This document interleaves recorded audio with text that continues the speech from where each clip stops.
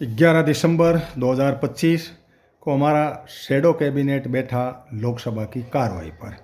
लोकसभा के अंदर कुछ डिस्कशन ऐसे हुए कि एथोलिन 10 और एथोलिन 20% के फ्यूल का जो स्टैंडर्ड है उसके ऊपर लोगों ने पूछा कि क्या इससे इंजन ख़राब होते हैं क्या। तो इन्होंने कहा नहीं, हमने 2023 से पहले के जो इंजन थे उन सब की जांच करवा ली है। और उसमें फिर कहा कि आप नहीं है तो रेट क्यों इतनी बढ़ा रहे हो। तब कहा कि एथोलिन की रेट हाई हो गई और क्रूड ऑयल की कम है, तो इस हिसाब से कुछ नहीं। मनमोहन सिंह के टाइम में 1.4% एथोलिन मिलाया जा रहा था।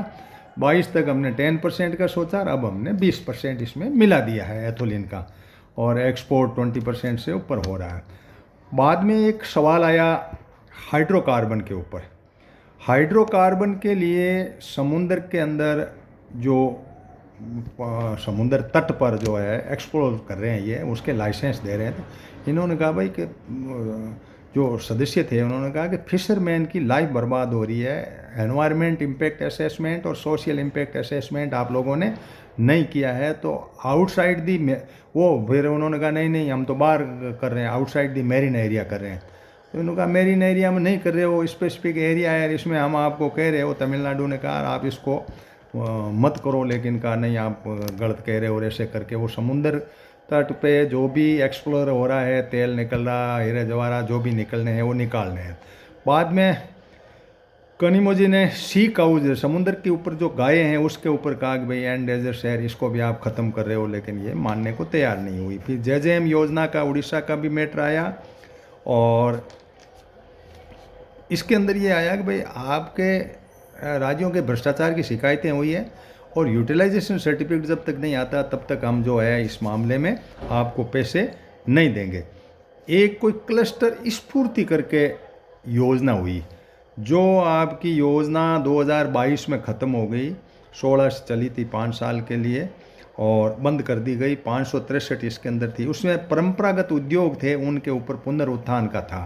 तो कोई बजट था तो कोई ज़्यादा उसमें हुआ नहीं। अब हम चले गए राज्यसभा में।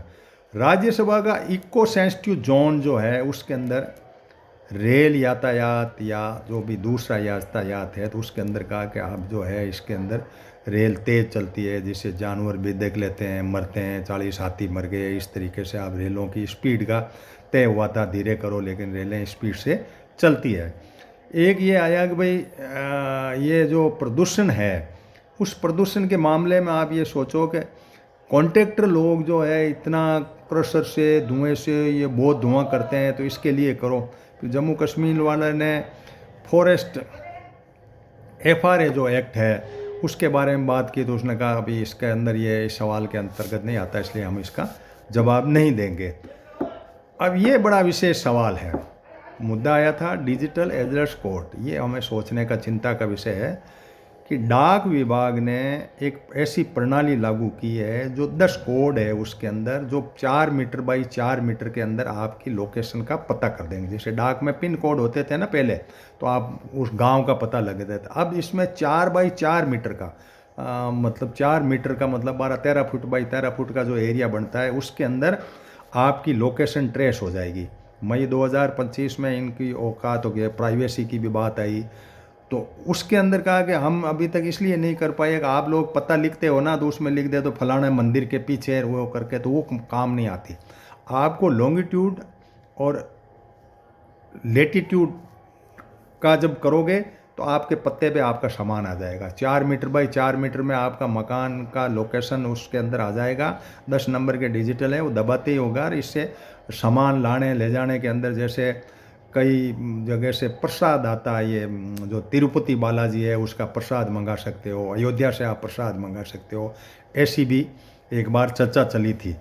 तो इसको हमने इसरो से कईयों से MOU कर लिया है। आपको सैटेलाइट है उसके अंदर आपको देख लेंगे, 4 मीटर की लोकेशन आप दे दो, 10 डिजिट दे दिए जाएंगे उसमें और आपको मिलता जाएगा। ये पोस्ट ऑफिस की एक योजना है जो जल्दी आपके लागू हो रही है। अब आप कैसे पकड़े जाओगे, क्या होगा, क्या प्राइवेसी होगी, ये तो अब आपको लोगों को सोचना है, हम आपको वहाँ तक पहुँचाने हैं। फिर बात आई कि ट्राइबल कम्युनिटी है उसके अंदर आप जो है ये टूरिज़्म फैला रहे हो, तो ये कहाँ जाएंगे बेचारे ट्राइबल वाले बैठे हैं। तो आपने वहाँ पे टूरिज़्म की क्या दुकानदारी शुरू कर दी, टूरिज़्म विलेज बना रहे हैं हम, डेवलप कर रहे हैं, वो कर रहे हैं। तो फिर उन्होंने कहा आप कर रहे हो तो बताओ कि क्यों कर रहे हो, तो उसने गेंद डाल दी राज्य के पाड़े में कि आप लोग परमिशन देते हो तब करते हैं, हम तो हमारी तो योजना है आदिवासियों को क्या। इसके अंदर प्रोटेक्शन का था कि भाई प्रोटेक्शन ऑफ ट्राइबल कम्युनिटी को क्या संरक्षण है वहाँ। तो कोई जवाब नहीं था, उल्टे सीधे टूरिज़्म को बढ़ावा होगा, लोगों के पास पैसे आएंगे, लोग मज़े करेंगे, लोगों के पास इनकम नहीं थी अब इनकम बढ़ जाएगा, ये कुछ बातें हुई। फिर एयर पोल्यूशन हुई, दिल्ली की भी बात हुई जिसमें जो कंस्ट्रक्शन हो रहा है उससे हुआ। तो ठेकेदारों को था कि भाई इनके लिए आप क्या कर रहे हो। कहा जी 2016 में हमने कुछ ऐसा योजना बनाई थी इनके बारे में, अब 2025 में और गाइडलाइन बनाई है, तो इससे धुआं वगैरह हो रहा है तो इसको हम रोकना चाह रहे हैं। दिल्ली से अटैचमेंट जो दिल्ली एनसीआर है उसमें 5 राज्य हैं। तो पराली के मामले में इन्होंने पंजाब में गोद डाल दी कि पंजाब को हमने कुछ मशीनें दी थी, उनकी वो उन्होंने रिपेयर नहीं कराई। रिपेयर नहीं कराने से वो जो मशीनें काम नहीं कर रही है, धान के कारण से पराली का धुआं भी आ रहा है। एक दूसरे पे गेंद डालने की बात आई। लास्ट में ये बात उभर करके आई कि भाई जुडिशरी के मामले में जो जूता फेंका गया था उसके मामले में आया कि भाई वो जज साहब ने ठीक है माफ़ कर दिया, तो क्या हुआ आपकी जो ये सोशल मीडिया की जो टीम है वो ट्रोल कर रही है। शेड्यूल कास्ट के जज थे इसलिए आप उनको जानबूझ के ट्रोल कर रहे हो। और मेघवाल ने उत्तर दिया तो उसने भी कहा कि यार आप इस तरह से आपके हैं SC ST के, आप भी फेवर नहीं कर रहे हो, तो क्या मतलब हुआ। उन्होंने कहा जी ये तो मामला है मान आने का है, उन्होंने मान आने की नहीं इसलिए हम तो कुछ नहीं कर सकते, फिर अभी जुडिशली चल रहा है यहाँ।